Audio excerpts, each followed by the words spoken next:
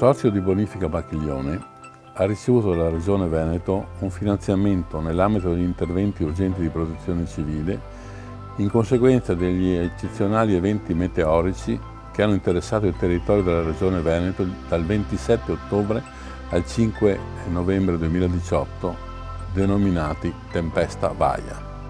È stato finanziato con 1 milione di euro il primo stralcio dei lavori di ripristino e ristrutturazione interna delle canne delle botti a sifone di Conche di Codevigo e di Corte di Piove di Sacco.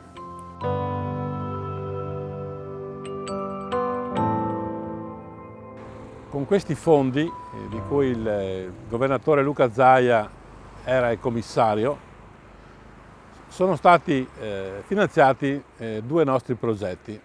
Il commissario straordinario ha individuato come soggetto attuatore per questi interventi il direttore generale del Consorzio di Bonifica Bacchiglione, l'ingegner Francesco Veronese. All'ingegner Francesco Veronese sono state attribuite la progettazione e la redazione di tutti gli atti relativi a questo primo cantiere che è la verifica della sicurezza e della messa in sicurezza soprattutto della botte a sifone di Corte. I lavori sono iniziati nei tempi previsti, in brevissimo tempo, in circa 4 mesi, periodo delle ferie compreso, sono stati redatti tutti i progetti, passate le commissioni previste e dato inizio ai lavori e firmato il contratto con la ditta. Quindi nei tempi siamo riusciti ad avere questo progetto esecutivo.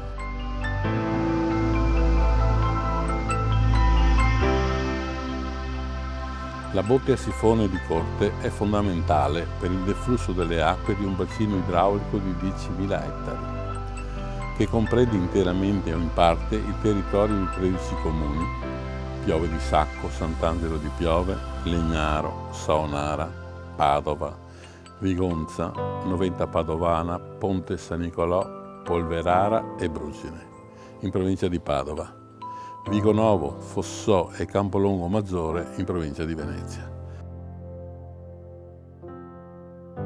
Senza questo manufatto sicuramente ad ogni pioggia importante si andrebbe sott'acqua. Quindi c'era la necessità, dopo 34 anni, di riandare sotto il fiume Brenta, regolare le canne della botte per vedere se c'erano delle necessità di eseguire degli interventi di messa in sicurezza o di ripristino.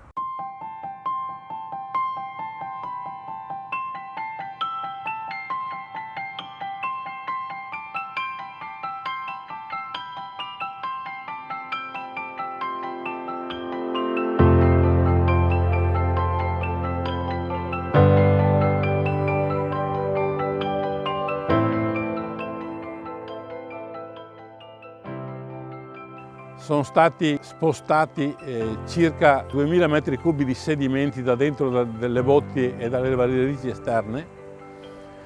Sicuramente tutto questo materiale precludeva l'afflusso totale della botte, quindi c'era anche questa differenza proprio nel trasporto da una parte all'altra del fiume dell'acqua. Diciamo che è andata bene, il manufatto ha retto, sono stati eseguiti dei lavori di fessurazione, sono stati eseguiti tutti i lavori di pulizia e adesso diciamo questo, che per quanto riguarda Corte di Piove di Sacco siamo in sicurezza, però questa sicurezza non deve essere dilatata in tanti anni. Dobbiamo prevedere per i prossimi 10 anni una cadenza ormai fissa per andare a visitare queste botti e vedere veramente lo stato in cui si trovano.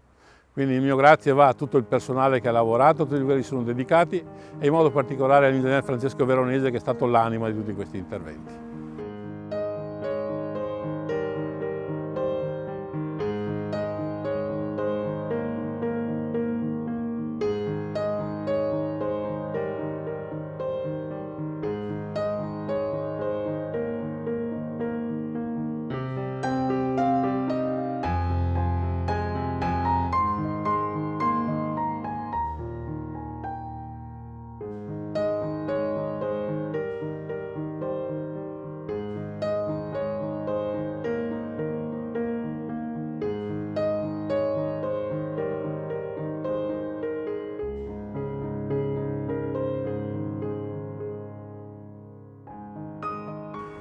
Per parlare dei lavori a corte di Pieve di Sacco ci spostiamo nello spazio e vi invitiamo a spostarci anche nel tempo. Ci troviamo a Stra, al nodo idraulico di Stra, che in realtà è a confine fra Noventa Padovana e Vigornovo. Abbiamo risalito il fiume Brenta per circa 12 km da corte a questo nodo idraulico importante, dove il Piovero che proviene da Padova confluisce nel Brenta, che prosegue nel suo corso, e qua ha origine il Naviglio Brenta.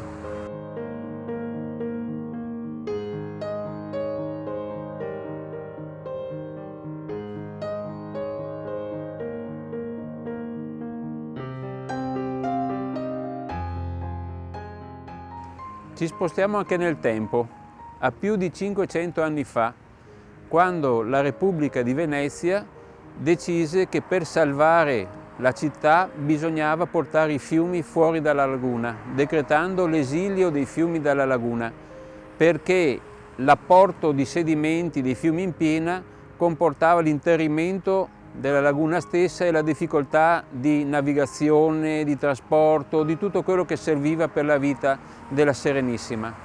Decise allora e diede avvio ad imponenti lavori. Nel 1507 il Brenta fu deviato da Dolo fino a Conche con la Brenta Nova. Non bastava, nel 1610 si fece il taglio nuovissimo della Brenta Nova, taglio nuovissimo, in modo da portare sempre l'acqua del Brenta verso la laguna. Qua al nodo di Stra abbiamo il Naviglio Brenta. Il Naviglio Brenta è il vecchio percorso del Brenta che sfociava in laguna troppo vicino a Venezia. L'argine su cui ci troviamo, l'attuale argine destro del Brenta, sistemato dagli austriaci, con un'opera che si chiama cunetta, che risale come completamento al 1858. L'attuale sostegno con paratoie, i cosiddetti tamburani, sono di circa un secolo fa, ma si intravede anche la vecchia briglia austriaca con le parti che sono appena emergenti dal pelo dell'acqua. I tamburani servono a sostenere il livello delle acque per consentire ancora oggi la navigazione fra Naviglio e Piovero. Oggi è solo una navigazione turistica tramite il Burchiello.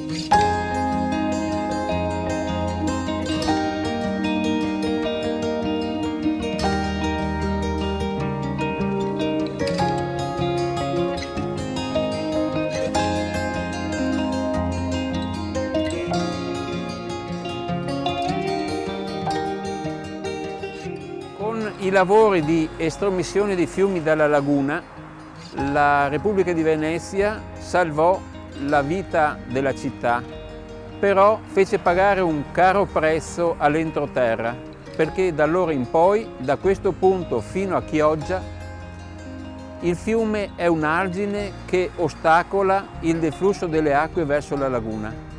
Furono costruiti quindi 2 tunnel, uno a corte di Pieve di Sacco, uno a Conche di Codevigo, mediante i quali le acque sottopassano il fiume stesso. L'intervento che è stato concluso a corte riguarda appunto la botte a sifone. La botte a sifone è proprio un tunnel, sono 3 canne, quelle di corte, lunghe 160 metri, in origine erano 110 metri, poi nel tempo sono stati allungati insieme con l'ampliamento degli argini.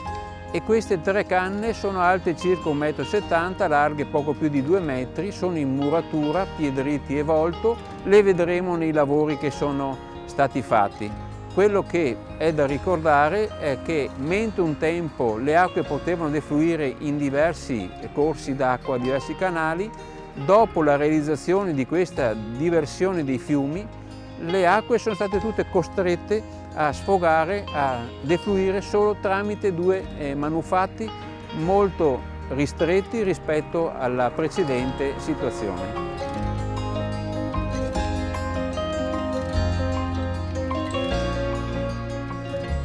Nel racconto di Antoine de Saint-Exupéry, la volpe dice al piccolo principe: l'essenziale è invisibile agli occhi. Penso che lo si possa dire anche per le opere idrauliche, in particolare per la botte a sifone, essenziale e fondamentale per la sicurezza idraulica di un ampio territorio che si vede pochissimo, tanto che molti ignorano addirittura l'esistenza.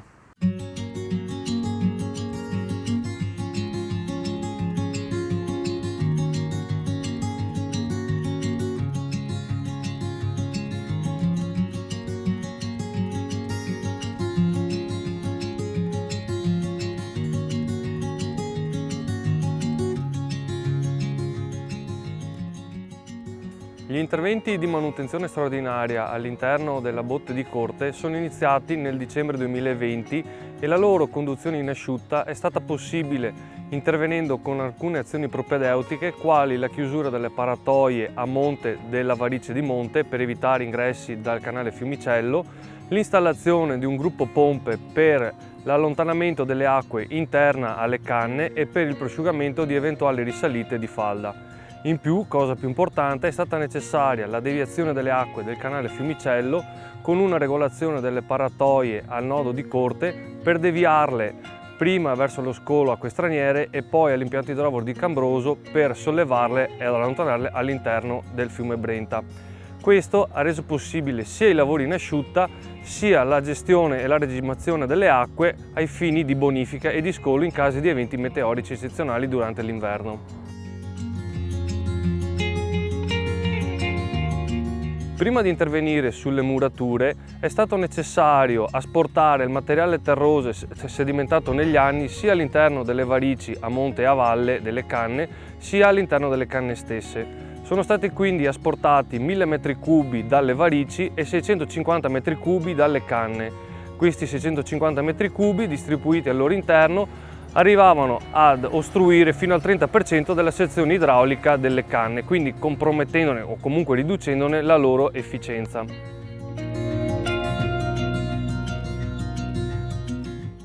Una volta allontanato tutto il materiale sedimentato negli anni, è stato possibile condurre un'accurata ispezione all'interno delle canne. Dal punto di vista strutturale sono state verificate le deformazioni pressoché assenti della struttura e anche l'assenza di cedimenti o altri ammaloramenti che avrebbero richiesto interventi più pesanti di quelli previsti.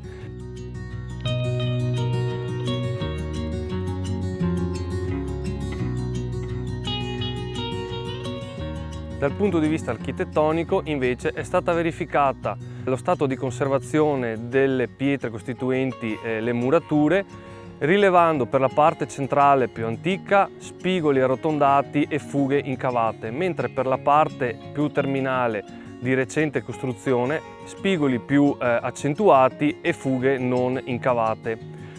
Lo stato di conservazione è stato quindi rilevato e definito come buono, ancorché siano stati riscontrati alcuni ammaloramenti e aggressioni di natura chimico e meccanica dovuta all'azione del tempo. Sostanzialmente sono state rilevate formazioni calcaree in presenza di alcune fessurazioni e fessurazioni abbondanti in concomitanza con ingressi d'acqua anche abbondanti.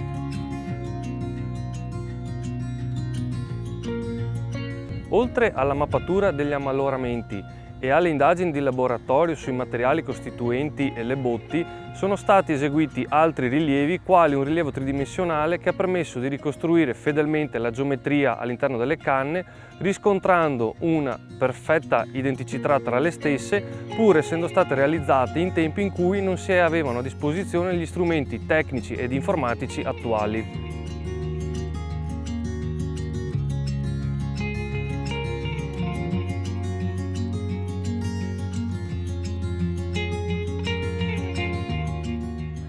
Sulla base dei riscontri visivi e di laboratorio è stato quindi possibile calibrare gli interventi effettivamente da condurre all'interno delle canne.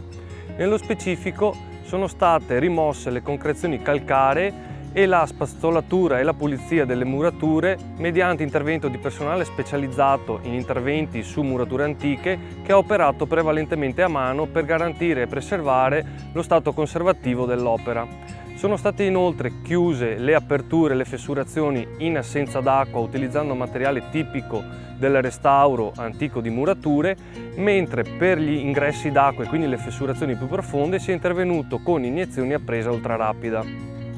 Una volta ultimati gli interventi all'interno delle canne, si è intervenuti anche sulle murature, ovvero sui prospetti esterni verticali, intervenendo al risanamento delle fessurazioni e delle fratture rilevate con la tecnica del cuciscuci.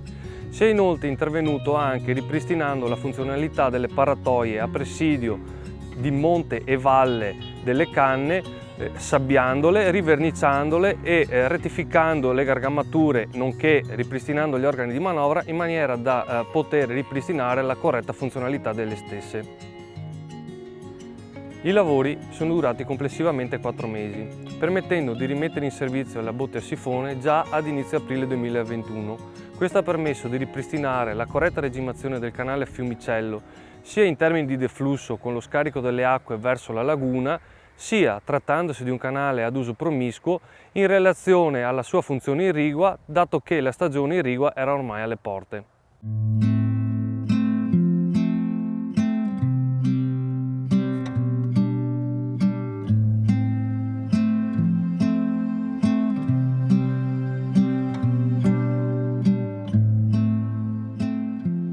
Poco prima la volpe aveva detto al piccolo principe: non si vede bene che col cuore, prima di dire l'essenziale è invisibile agli occhi. Nel nostro caso possiamo dire che un territorio lo si inizia a guardare anche dal punto di vista idraulico solo se lo si ama. Noi speriamo che le immagini, i filmati, la descrizione di lavori che sono stati fatti a questo manufatto poco conosciuto siano un modo per suscitare un po' di curiosità, un po' di interesse. Speriamo anche un po' di passione per il territorio in cui viviamo, che va sicuramente curato, amato, conosciuto per rispettarlo.